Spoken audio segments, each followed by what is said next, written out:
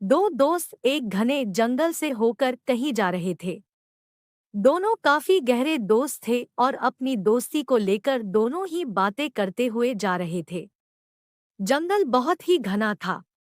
उनमें से एक दोस्त डर रहा था, लेकिन उसके साथी मित्र ने कहा कि मेरे होते हुए तुम्हें डरने की कोई जरूरत नहीं। मैं तुम्हारा सच्चा और अच्छा मित्र हूँ। इतने में ही सामने से ही बहुत ही बड़ा भालू उन्हें नजर आया। जो दोस्त कह रहा था कि मैं अच्छा मित्र हूँ, वो भालू को देखते ही भाग खड़ा हुआ।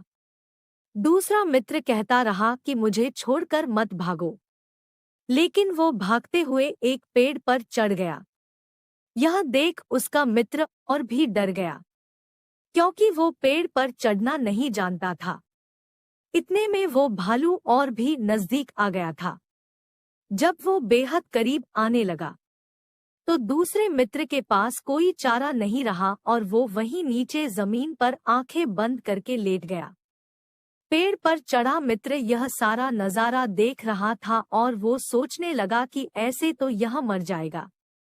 इतने में ही वो भालू नीचे लेटे मित्र के करीब आकर उसे देखने लगा। उसे सूंघा और उसके शरीर का पूरी तरह मुआयना करके आगे बढ़ गया।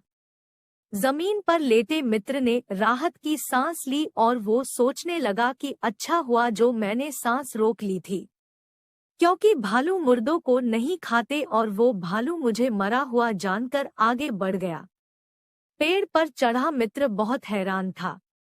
भालू के जाने के बाद वो नीचे उतरा और उसने अपने मित्र से पूछा कि आखिर उसने क्या किया था और वो भालू उसके कान में क्या कह रहा था। मुर्दा होने का नाटक कर रहे मित्र ने कहा कि भालू ने मेरे कान में कहा कि बुरे वक्त में ही सही दोस्तों की पहचान होती है, इसलिए कभी भी ऐसे दोस्तों के साथ मत रहो, छोड़कर भाग जाएं और जो वक्त पर काम ही ना आए। दूसरे मित्र को समझते देर न लगी और फिर दोनों आगे बढ़ गए।